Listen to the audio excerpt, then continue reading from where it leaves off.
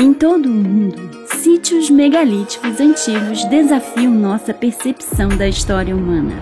De Stonehenge às pirâmides de Gizé, às estátuas Moai da Ilha de Páscoa e à Pirâmide do Sol em Teotihuacan, esses locais nos obrigam a repensar do que nossos antepassados eram capazes e se os fatos contidos em nossos livros de história nos contam mesmo toda a história do nosso passado. No meio da imensidão do Oceano Pacífico, na Micronésia, existe um sítio megalítico tão inexplicável e misterioso quanto qualquer outro na Terra. Um local que tem sido um viveiro de lendas e segredos por séculos. E, no entanto, apesar de seu status como um dos locais antigos mais enigmáticos e únicos no mundo, a maioria das pessoas provavelmente nunca ouviu o nome Nan Madol. Talvez haja uma boa razão para isso. A ilha de Pohnpei, na Micronésia, fica realmente no meio do nada. Ao longo de suas costas, a leste, há mais de 5.000 milhas de oceano aberto, até chegar à Califórnia. Enquanto a oeste, mais de 250 milhas de oceano até Manila, nas Filipinas. A ilha em si é pequena e quase insignificante. Apenas 21 quilômetros de terreno inóspito de ponta a ponta, coberto por densas selvas e manguezais, com uma montanha íngreme subindo no meio. No entanto, apesar de sua localização remota e de seu terreno inóspito, Pohnpei abriga os restos da arquitetura megalítica em uma escala incomparável na Micronésia. Nas águas rasas de sua costa leste, ergue-se um insondável complexo de pedras. 92 ilhotas artificiais construídas no topo de um recife de coral, em uma área de 1,5 km de extensão, todas ligadas por uma elaborada rede de canais revestidos de pedra. Esses canais de pedra dão nome ao lugar, Nan Madol, que se traduz como dentro dos intervalos. Em tempos mais modernos, Nan Madol recebeu outro nome, a Veneza do Pacífico. Não é difícil entender por quê. Por todo o complexo, há uma série de estruturas inacreditáveis, feitas de enormes pedras de basalto, paredes de até 17,5 metros de altura e medindo até 5 metros de espessura, colunas e edifícios todos feitos de pedra que pesam de 5 até 50 toneladas.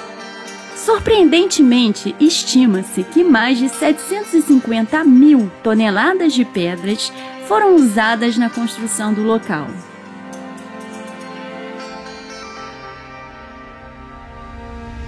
Segundo David Childress, que conduziu várias investigações em Nan Madol na década de 80 e 90, todo o projeto é de uma escala tão grande que se compara facilmente com a construção da Grande Muralha da China e da Grande Pirâmide do Egito, em quantidade de pedra e mão de obra utilizada, e do alcance gigantesco do sítio. Nan Madol é, sem dúvida, um dos sítios megalíticos mais surpreendentes da Terra, e, de fato, o único já construído no topo de um recife de coral. Mas quem poderia ter construído tal coisa? Nos tempos modernos, a datação por carbono realizada nos megalitos de pedra no local sugere que a construção de Nan Madol começou por volta de 1180 d.C., levando à conclusão de que esse lugar foi construído pela dinastia Saudelor, que governava a ilha de Pohnpei na época. De acordo com essa teoria, quando os Saudelors foram derrubados no final de 1600, o local foi abandonado, deixando as misteriosas ruínas que permanecem até hoje.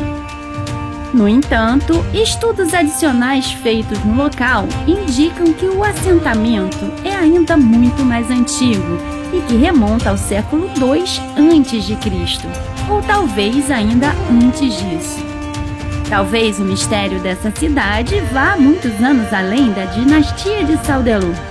Se esse local incrível foi mesmo construído há 1000 anos por essa dinastia, surge uma pergunta simples: como eles fizeram isso? Em primeiro lugar, porque não existem pedreiras nas imediações do local, o que significa que as enormes pedras de basalto que o compõem deveriam ter sido transportadas de outro lugar. Mas como? A ilha de Pompei é muito acidentada para atravessar pedras, o que significa que se os construtores pegassem as pedras da ilha ou mesmo de alguma outra pequena ilha em algum outro lugar da área, eles teriam que flutuar com elas através do oceano até o local. Alguns propõem que eles poderiam ter feito isso usando jangadas de bambu, mas essa teoria foi rapidamente invalidada quando o peso das pedras usadas na construção foi considerado. De fato, em 1995, um especial do Discovery Channel feito em Namandol tentou usar jangadas de bambu para fazer flutuar pedras de 1 a 2 toneladas, apenas uma fração do tamanho daquelas usadas na construção, e descobriu que as jangadas afundavam rapidamente. Mas digamos, para fins de argumentação, que os construtores de Namandol conseguissem levar as enormes pedras de basalto para o local, seja com jangadas ou por algum outro método desconhecido. Isso ainda não explicaria como essas pedras foram levantadas e empilhadas em prédios, paredes e canais por pessoas que nem sequer tinham roldanas, alavancas ou outros avanços tecnológicos modernos. Ainda hoje, levantar uma pedra de 50 toneladas é uma grande empreitada, exigindo um guindaste potente e uma equipe experiente. Então, como poderia uma população de centenas de anos atrás, sem esses equipamentos ou mesmo instrumentos básicos de alavancagem, ter conseguido tal façanha? Novamente, embora os Saudeus tenham conseguido transportar as enormes pedras para Namandol de alguma forma, depois levantá-las e colocá-las em ordem sem polias ou alavancas, isso ainda deixa um buraco na explicação.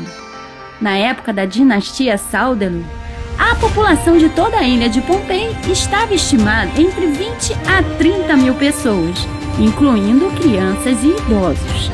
Essa população não se alinha com a mão de obra necessária para construir um projeto como Namandol. A ilha desolada mal dava conta do dia a dia de seus habitantes, muito menos de uma empreitada como a construção do que vimos ali. Alguns estimam que, dada a população de Pompei e o número de pessoas em idade produtiva na ilha, a criação de Namandol teria levado mais de 3 séculos. O que tudo isso significa é simples. Embora os cientistas acreditem que o local foi construído por essa dinastia há cerca de 800 anos, eles, na verdade, não têm ideia de como ela foi construída. Então, para tentar responder a essa pergunta, talvez devamos procurar em outro lugar. Segundo a história oral do povo local, Namandol tem uma origem muito específica.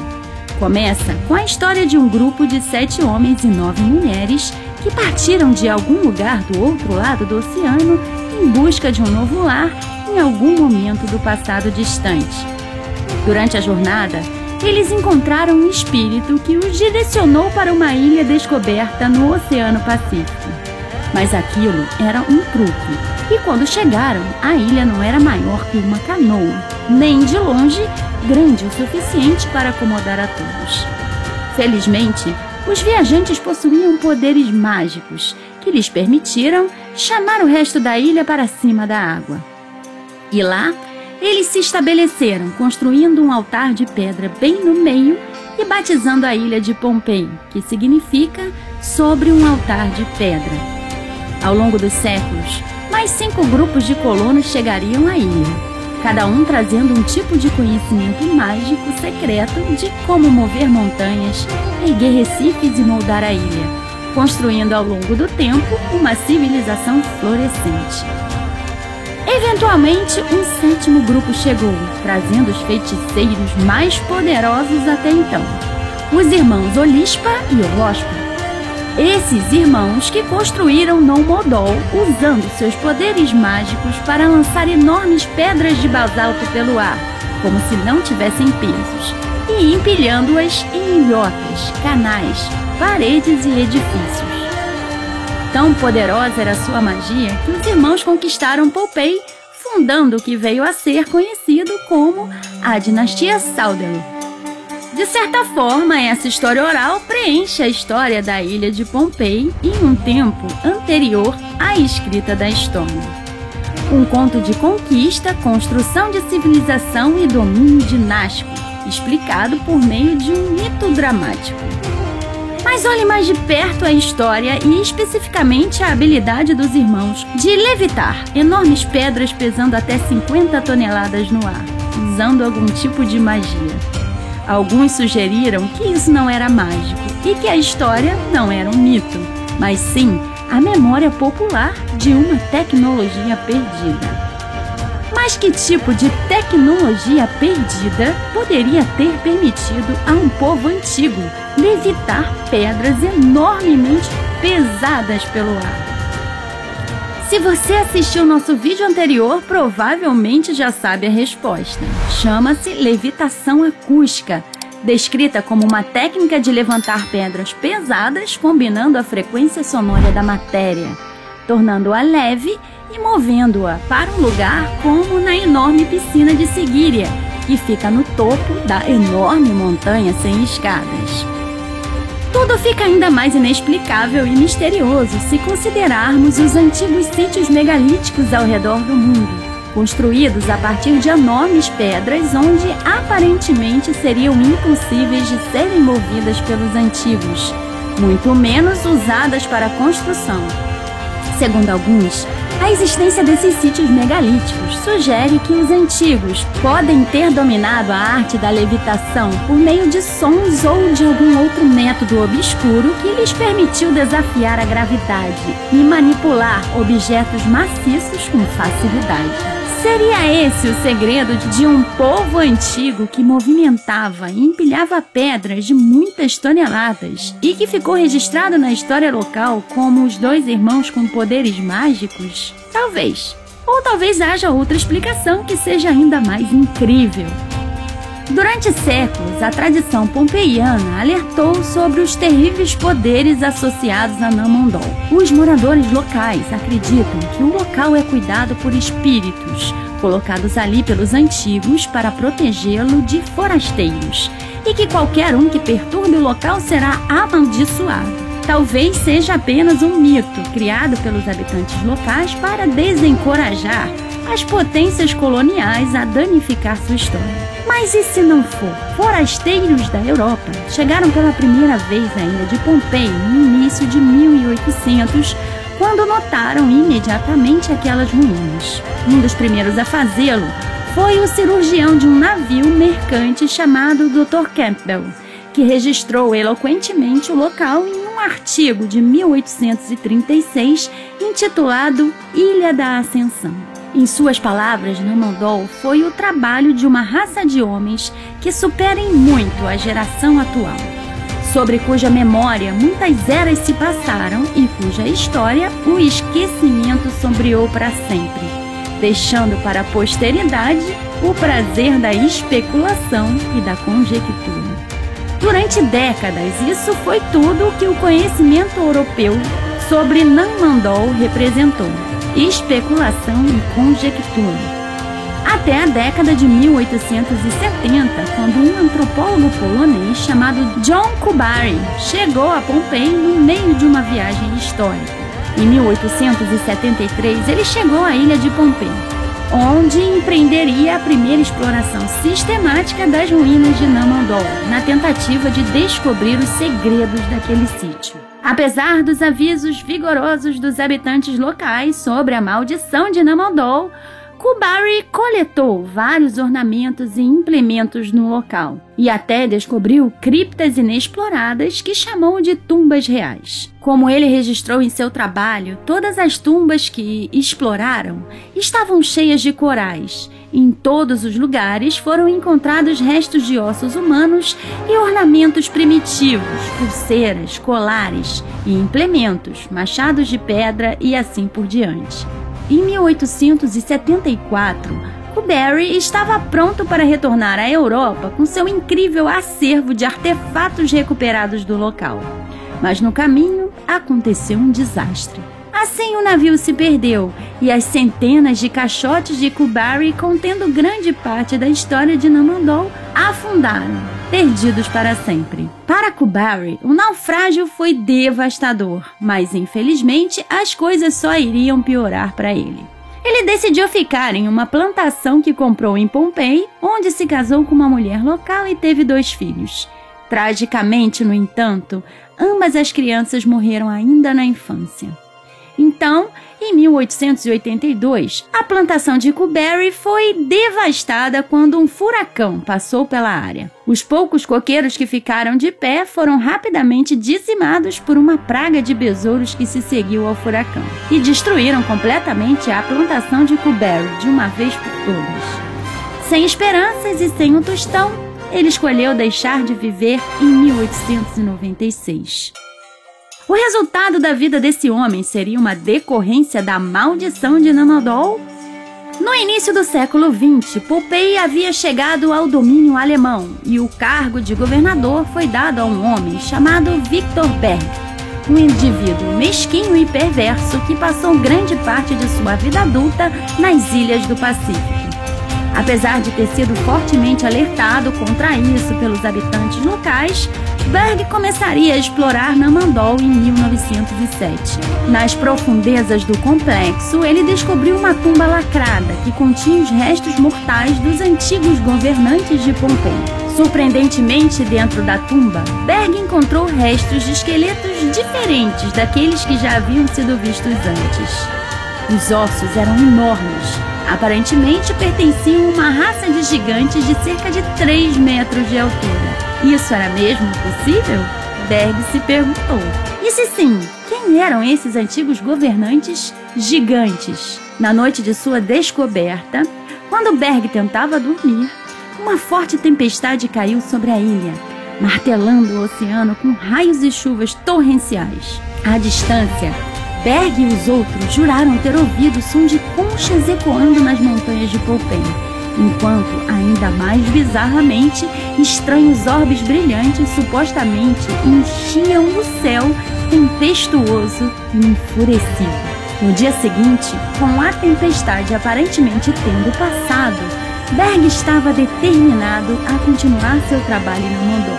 Mas, enquanto se dirigia para o local, ele parou de repente e, sem aviso prévio, caiu morto onde estava. E imediatamente os moradores afirmaram que o destino de Berg havia sido selado no momento em que ele perturbou a tumba dos gigantes. Sua morte e a tempestade que a precedeu é a prova, segundo os moradores afirmam, dos poderes sobrenaturais que guardam o local. Um médico alemão que estava na ilha teve outra explicação, propondo que a causa da morte foi uma insolação e a exaustão pelo calor.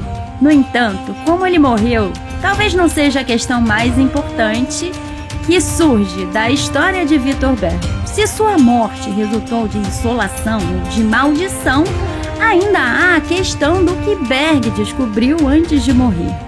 Restos de esqueletos que parecem pertencer a gigantes. A história oral diz que os irmãos que construíram Namandol eram feiticeiros. Eles também poderiam ter sido gigantes? Isso poderia explicar como eles foram capazes de mover pedras tão pesadas.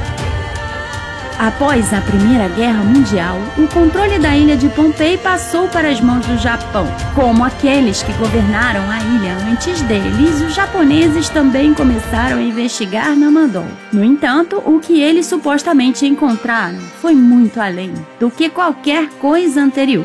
algumas fontes remanescentes indicam que antes da guerra, os cientistas japoneses descobriram que as ruínas existentes de Namandol, construídas no topo do Recife de Coral, eram uma peça apenas do enorme quebra-cabeças e que, na verdade, Namandol se estendia ainda mais no oceano e sob as ondas. Aquilo era uma cidade inteira submersa. Foi lá que os japoneses teriam encontrado enormes caixões de platina no fundo do oceano. Incrivelmente, quando eles abriram os caixões para trazê-los à superfície, supostamente encontraram os restos mortais de humanos gigantes de 3 metros de altura dentro deles. Isso poderia realmente ser verdade. Em outras palavras, Namandol era apenas um pedaço de uma impressionante cidade antiga há muito perdida sob as ondas do oceano. Nas décadas de 70 e 80, os arqueólogos observaram uma extensa rede de túneis e cavernas abaixo de Namandol, levando ao oceano. Uma equipe seguiu essa rede até uma coleção de pilares e estrutura de pedra a cerca de 30 metros de profundidade, especulando que era apenas o começo de uma vasta rede de ruínas subaquáticas. Mas desde então, nenhuma investigação em grande escala foi realizada para determinar o que poderia estar por lá. A ilha de Pompei, embora aparentemente no meio do nada, está de fato localizada em um local notável no globo, bem no meio de uma zona de 300 milhas de extensão, na qual os tufões nascem e os primeiros estágios de seu poder e severidade são desenvolvidos. Hoje, sabemos que os tufões são formados não apenas como resultados da colisão de correntes de ar frio com águas quentes do oceano, mas também possuem um componente eletromagnético. Dada a sua localização, alguns olham para as enormes pedras de basalto de Namandol, que têm fortes propriedades eletromagnéticas, e propõem que elas devem ter sido colocadas lá para quebrar as qualidades eletromagnéticas dos tufões enquanto tentavam se formar, fazendo-os liberar sua energia na forma de aguaceiros e protegendo a área. Em outras palavras, Namandol não é uma cidade antiga, mas algum tipo de projeto de modificação do clima construído intencionalmente. Isso já sugere capacidade tecnológica além do que é possível nos tempos modernos. Mas alguns vão ainda mais longe. Com as gigantescas pedras de basalto magnetizadas dispostas em canais, paredes e torres, o local se transforma em uma fonte de energia. Então, simplesmente, Namandol nunca foi uma cidade. Certamente não em qualquer sentido comum da palavra, mas uma estação de energia indubitavelmente construída pelos ancestrais dos pompeios. Poderia Namandol realmente ter sido uma antiga estação de energia, alimentando uma civilização antiga avançada? Uma coisa pelo menos é clara. Mesmo que Namandol seja simplesmente um megalito de 800 anos construído pela dinastia Saldanha, ele se destaca como uma das estruturas mais incríveis da Terra. Então, obrigado por assistir. Se você gostou do vídeo, por favor, nos deixe um like e certifique-se de se inscrever, clicando também no botão de notificação para mais conteúdos de lugares incríveis como esse.